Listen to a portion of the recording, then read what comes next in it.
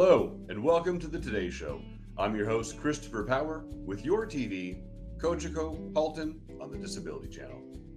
Our guest today is a fabulous coach, but a coach in a very unique way.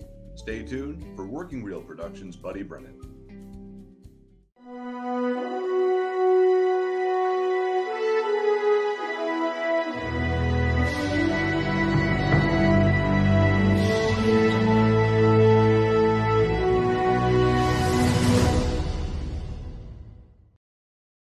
Buddy Brennan, thank you so much for joining us today, and welcome to the Disability Channel.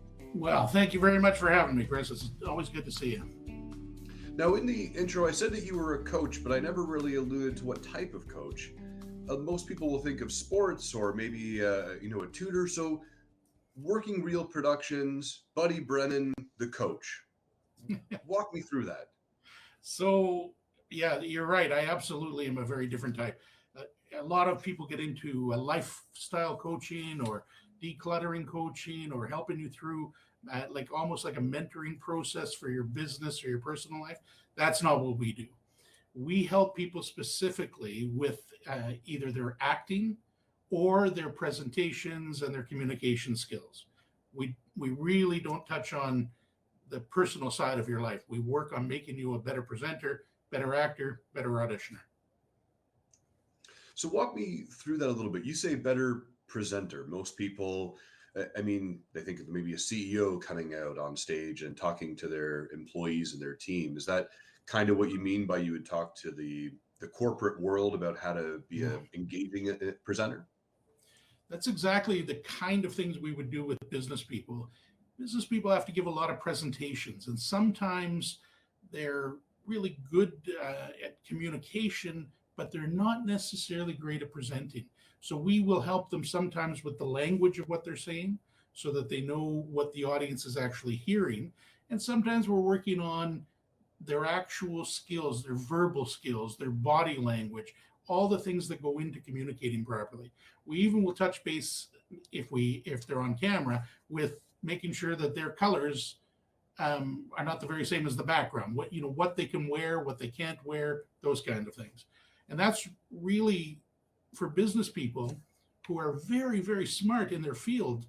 They might be a lawyer or a financial planner or something like that. And they're very smart in the field, but they haven't learned how to communicate their ideas effectively. And we help with that.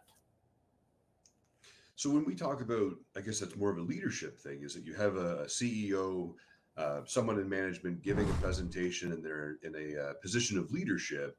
Now, do you help write and craft what it is that they should be saying or the message they're delivering? Or is it really just about presence on camera and engaging with the crowd?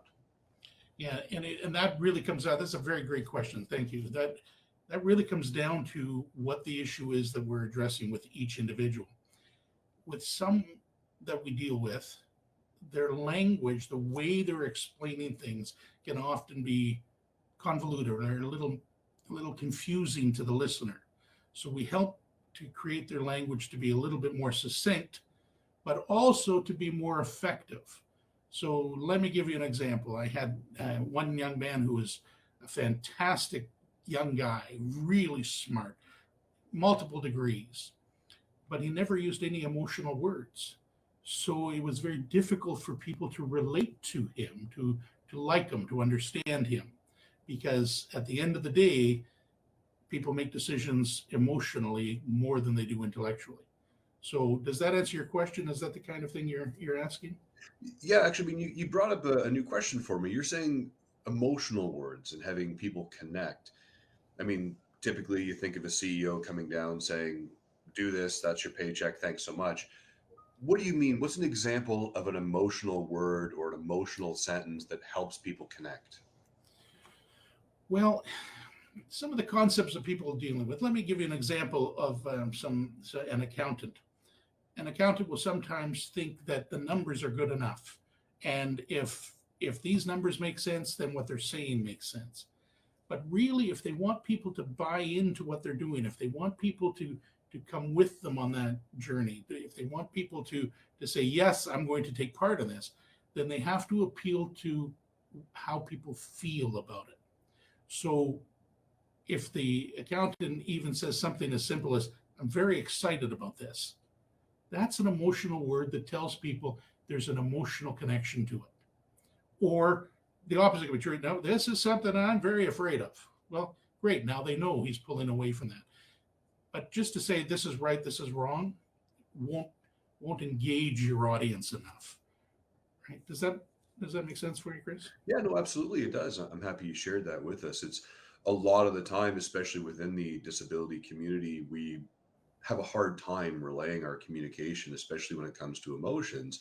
And it's a lot of I feel statements as opposed to, I feel angry. It's I feel upset. So when you have that example of you get up there saying, hey guys, I'm really afraid of this next quarter, or, I'm really excited about what this team can do, it helps to really put that into the team. That's really cool. And how long has Working Real Productions been doing coaching like that for the CEOs and the business side of things?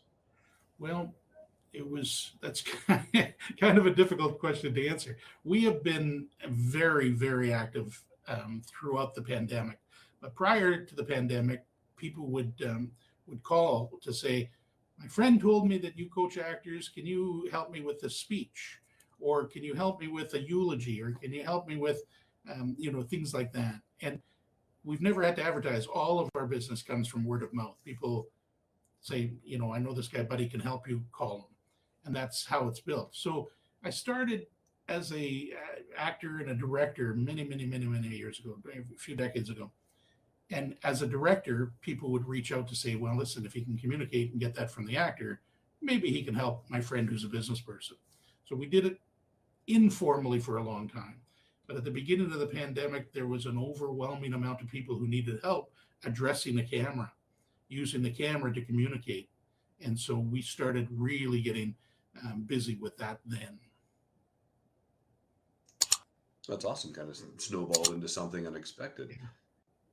Now, I want to dive into the acting and the directing side of you for sure. But when we talk about the CEOs, and as you said, these guys are very educated, and these guys, gals, everyone is very educated. They're very smart people, but they have a hard time relaying that to their team. In your experience, in your opinion, what's been the most light bulb moment that you've worked with somebody and they've said, oh, now I get it? Was it addressing like a team of 500 people? Was it addressing maybe their family as opposed to a company?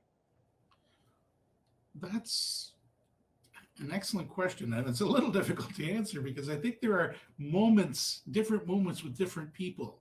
So when I go back to the young executive that I was dealing with, and again, really a nice person when you met him, he was almost afraid not to be intellectual in his process.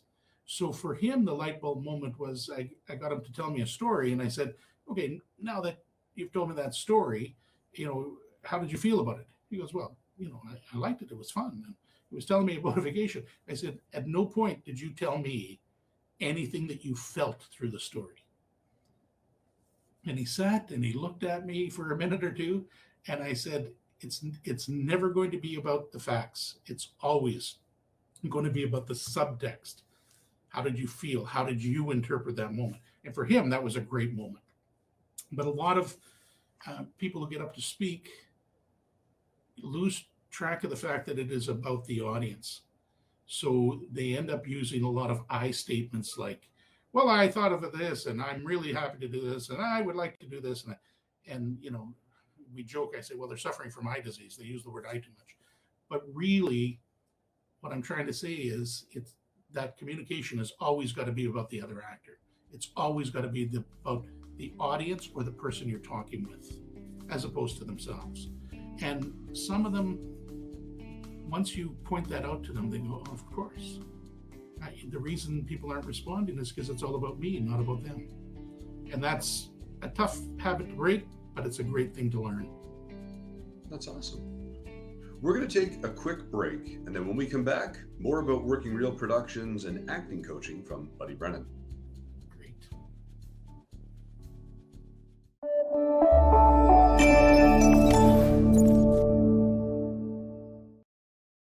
All about inclusion and really giving everyone a fair say.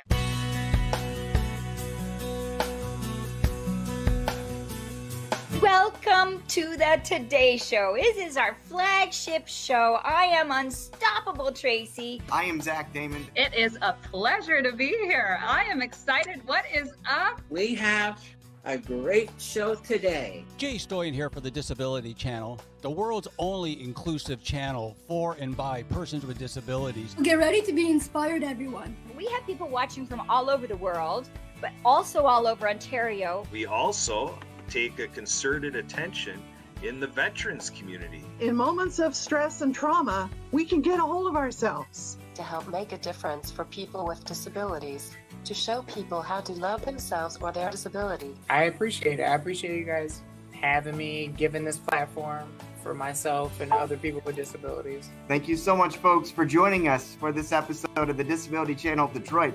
Please tune in next time.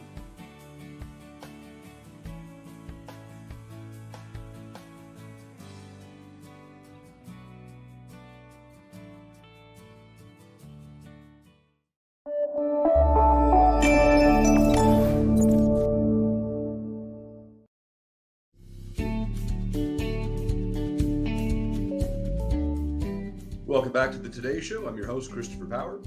With us today is Buddy Brennan, acting coach, CEO coach, and owner-founder of Working Real Productions. Before our break, Buddy, you were talking about at one point you were an actor and a director.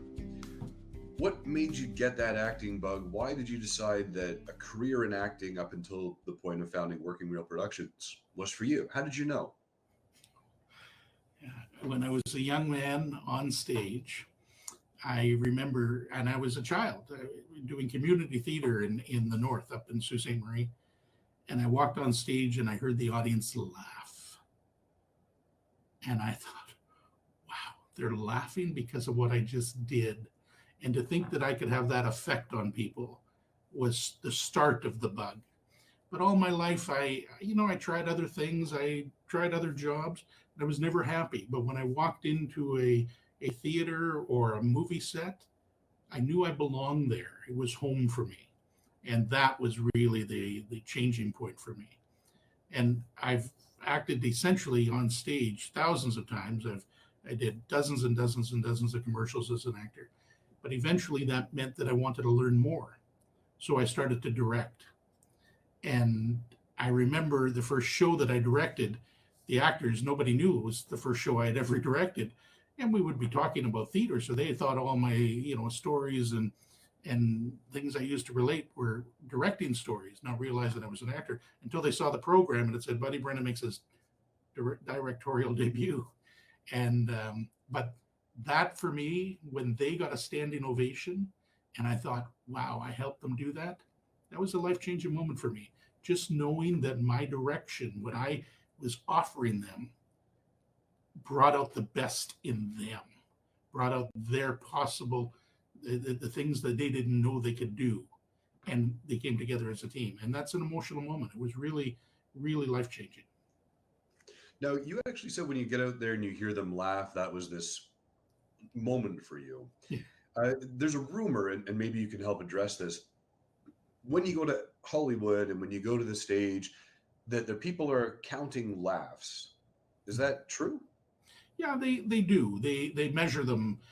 Your excess. For example, Yuck Yucks wants a laugh every so many seconds, and if you're telling a story for too long and you're not getting a laugh, you're kind of missing the point of why that audience is there. And right. That's why you'll listen in sitcoms. They put in a fake laugh track to ignite the laughter in you at home. People don't like laughing alone, but if they hear people in the studio laughing, then they'll feel free to laugh out loud at home. But yeah, they measure it. They count it. Now, in your experience, and you've been acting on stage and off stage for a while, has there ever been an opportunity or what's a moment you can share with us where laughter or counting laughs was such a good part for you? Yes, I think I know where you're going with this story. So in my acting career, I was very, very, very fortunate to have worked with some of the greatest actors of all times. I worked with Michael Richards, who played Kramer on Seinfeld. I worked with Andy Dick when he was directing, actually. I worked with Dodie Brown, and in Canada, I worked with Jack Duffy and all kinds of names. But one of them which was a fantastic name for me. And a lot of your younger viewers won't know this name, but I worked with Don Knotts at Stage West for, I think, about 5 months. We did 8 shows a week together for approximately 5 months. And he was overly kind to me. And I think I know the story you want me to tell, is that one day it was a matinee in the afternoon, and I'm saying, Don is a very impressive man, and he is extremely experienced. And this time he was, probably around 70 years old. So he had forgotten more than I'll ever know. And I'm standing backstage, and he walks off, and he stands beside me, and he says, I always got a laugh on that line in Kansas City. I don't get a laugh here. I don't know why. And I'm standing there trying to be as polite as I can. I don't react. He said, why don't I get a laugh on that line? And I thought, he's asking me. So I said, I'm sorry, Don, are you asking me why you're not getting that laugh? And he says, yeah, what do you think? Why isn't it funny here? And I said, well, I have a theory, Don, but you're Don Knotts and I'm Buddy Brennan. So, and he goes, no, please tell me. Because he was a really humble, kind man. He was, all the good things you expect about him, he was better. So I gave him a little thing. I said, your voice is a little soft now, so break it up into 2 sentences and you'll get 2 laughs. So we talked about it for a few minutes, and he said, oh, thanks, and he gave it some thought. And so we did the matinee, and in the evening show, he tried breaking that line up, and he got both laughs. And so he came off stage, and he took me aside just before, just as the intermission was starting. He goes, by the way, buddy, I took your tip, and I got 2 laughs. He said, thank you very much. That was such a nice tip, and he was very kind in his praise. So I standing there, I thought, oh. So I said, well, Don, if you enjoyed it that much, then maybe you won't mind me doing this. And just loud enough for everybody else to hear, I said, anytime you need help with comedy, Knotts, you come to Buddy Brennan. And I went down to the dressing room and waited.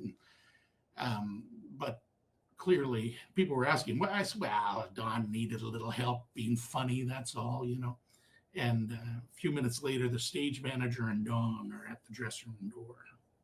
Not good. So there's a knock. They open the door, and the stage manager was a tough man. He looks over. He says, we need to talk. I said, out there? Because I know I'm getting fired. So I said, out there or in here? He said, no. You did in front of everybody, so will we. And Don comes by with a very serious face, and he sits on a chair beside me, and he opens the script, and he says, can you help me with this line too, buddy? Of course, my eyes are going big, and I'm scared. I'm waiting for it. And then he looks at me and goes, I got you, didn't I?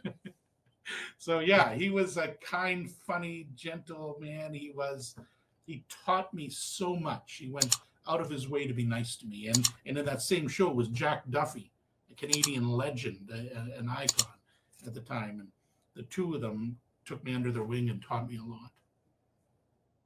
So in your experience, when you go from acting in front of the camera, acting on stage, and now you're helping people kind of build their own career and their own path, what's that like for you? You used to be in front of the camera, now you're behind it helping people. Do you ever have that thirst of, geez, I want to get back in front of it again? Or are you really excited and happy to be showing the new generation how to do some stuff? Well, I don't think it's an either or. I think it's both.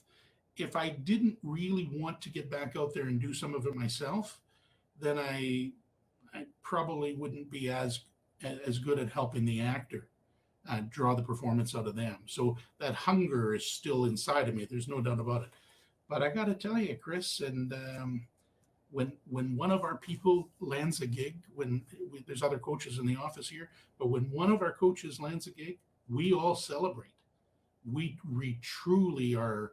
We feel the excitement, maybe sometimes more so than the actor who landed the gig. They're off to an audition, and we don't know. We've done our best to help them, and now they'll call us up and say, "Hey, I got booked on this job." Well, we yell and hoot and holler around here, going fantastic, because that celebration of doing something for somebody else, that's where true happiness, I think, comes from. And that, when I go on stage, it's because I know I can make the audience feel something.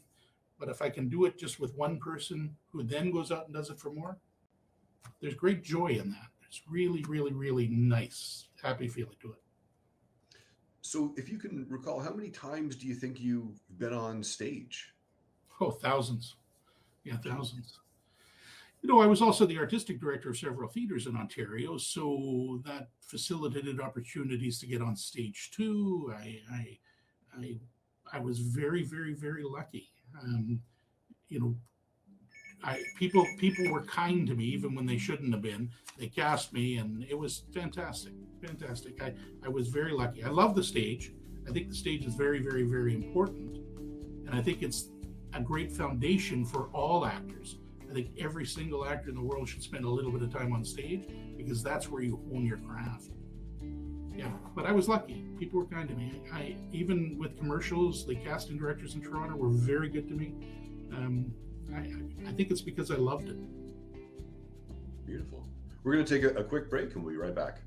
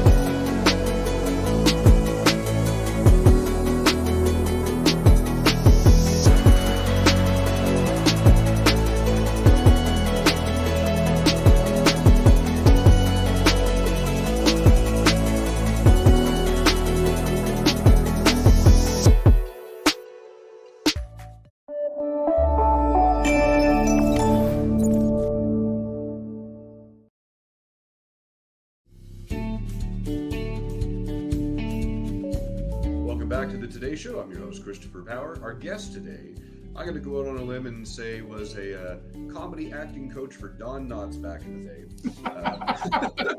Oh, please don't say that. Now I'm going to have his agent calling me. We're joined in Working Real Productions for not just CEOs and management and big corporations, but we were touching on actors as well in his own career. So, Buddy, when we talk about coaching an actor, a lot of it is, you know, think one thing, do another, and say something completely different. There's three thoughts running through an actor's mind. Why is that? Well, okay, so we work on all the different types of acting approaches, right? Method, motivation, classic technique, all of them. Yeah, improv, everything. So all of them really boil down to making the moment as truthful as possible. Making the moment as truthful as possible. So you have to find the truth. Well, in truth, we all live like that, right? If you're driving your car, you're not talking and thinking about, I'm putting my hand over my hand and I'm going to do this and I'm shifting. You're not doing that. You're driving the car, but you're talking to, or you're singing with Elton John on the radio, right? But you're thinking about, when you get to work, you got to do this, you got to do that, you got to. Now, of course, we should all think about our driving. I'm not promoting that. But in reality, we do multiple things all at the same time. If you're pouring yourself a cup of coffee, you're probably thinking about what you got to do when you get back to your desk. That's kind of the thing. So we have to tell actors to have an inner monologue all the time. So that inner monologue is what they're thinking, their character is thinking. And then they will do what the director wants them to do, the business of the moment, but they'll say what the writer gave them to say. Now, when we look at those internal monologues, and it's neat that you break it down, a lot of the times people will hear, you know, you're enough, not necessarily your character, but you're enough to play this character. Is that kind of what you mean when you have these, you're driving a car, but you're thinking about where you're going to park, or you're pouring your coffee and you're waiting for what's going to happen at the desk, and all these emotions going through? When we're playing a part as actors, we're the actor, we're that character. But a lot of time we hear that, you're enough. So is it that we're being too big with our performances when we hear those comments? Is it that we're not being big enough? Or can you comment on that? Well, between me and you, and please don't tell anybody I said this, that's not really a good direction from a director. But probably what they're trying to say is that if you make it as conversational as possible, we cast you in this role because of what we saw in you as well. So every character has an element of the actor who plays the role. So we don't want actors to start to pretend to be something outside of their comfort zone, because it's no longer real. It's no longer truthful. So when I was a very young man, I was doing a stage play and it wasn't going well for me. And the director one day stopped giving me notes. And I said, Harry, why don't you have any notes for me? And he said, no, buddy. He goes, when you show up to work, you'll get it. But I don't know what I have to do to get you there anymore. And I was so angry, and I complained to the other cast, and I said, I'm the first guy to work. I was the first guy off book. I'm the last guy to leave rehearsals every day. Why is he, how can he say that to me? And he said, the cast all agreed with him, said, yeah, buddy, he's right. You haven't shown up yet. And so the next day during rehearsal, instead of doing what I thought I was supposed to do, and then I'm just going to goof off. And I winked at all the girls in the cast and nudged anybody I could try to make laugh without getting caught. I tried it. And when I was finished that rehearsal, the entire cast and crew gave me a private standing ovation. And Harry came down and said, finally, Buddy Brennan showed up. He goes, we didn't want you to be some caricature of a Baptist preacher. We wanted Buddy Brennan, who happens to be a Baptist preacher in this play. And that's, was a learning exercise. And I think that's what your directors are telling you. Just bring you to the role. That's a really neat comment that you made. It's although you're doing the audition and you're reading the script and the information they gave you, but they're not just looking at your character performance. They're looking at you as a person as well. Did I understand that correct? Yes, absolutely. Let's say you audition for something and it comes down to you and another actor and you're both really good actors. Well, at the end of the day, casting directors will deny this, but there is human nature that says that they are going to decide how they feel about you regardless. The 15 seconds of a first impression. When you walk in the room, are you the person they want to spend their day with? Are you a nice person? Are you behaving like they expected that character to behave? And that's, has to influence their decisions. So the one that's more likable is going to get the part that day. Yeah. So I think that's what you're asking. I hope I'm answering the question. No, of course, yeah. So where can people learn more about Working Reel Productions? Well, they can always send an email to crew, CREW, at workingreel, REEL.com, crew at workingreel.com, and we'll get back to them and phone them. Or they could phone our office at 519-342-FILM, F-I-L-M, 342-3456. Now, is there anything that Working Reel Production is working on in the background that you can kind of give us a glimpse in? Are you taking on more actors for opportunities? Are you taking on more corporate guys? Are you making your own movies? What is Working Reel Productions up to today? So we're very lucky that we get to pick and choose who we want to work with. And I have a couple of corporations that have asked us to come and assess whether or not we want to work with them. We do turn down probably more actors now than we take on, but we've expanded and we've taken on another coach quite recently who's just going to focus on actors. And we have another one that only focuses on children actors. So we are growing as we go, but our focus is always going to be the same. Our job is to make the actor better, to make the performer better. And so we really try to support that. And we take them on an annual basis, and then we don't limit how many times we see them. So if somebody has an audition 3 times that week, we're going to see them 3 times that week. We're going to do everything we possibly can to make them feel supported. But we're also, I have I have a book that I have a literary agent in Los Angeles looking at that is aimed at actors, and it's going to talk quite a bit about the things we just talked about today. And it looks like that's probably going to be published soon. And we also have a film script that we've submitted that has the possibility of being accepted or at least developed. That's awesome. So you got a book that's coming out, hopefully, knock on wood, a movie that you're working on as well. And of course, give them a call and Google Working Real Productions to see if you can get a spot.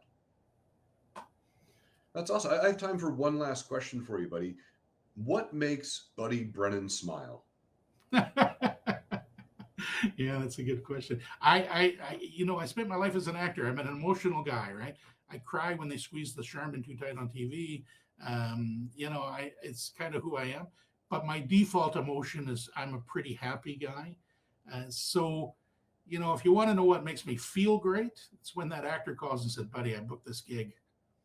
And they've been struggling with it for so long. And, all of a sudden their careers are about to take off. That makes me really happy. I had a business person called me and was in tears, saying that it was the first time that she had given a presentation where the audience cried while she was talking.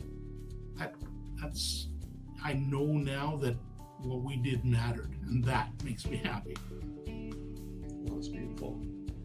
I really appreciate you taking the time to be here with us today. I'm Christopher Power, your host on the Disability Channel with the Today Show with Kojiko, your TV. Remember to smile, to inspire, and have a fantastic day. And check out Working Real Productions, Buddy Brennan on Google when you get the opportunity. Thank you so much. Thank you, Chris.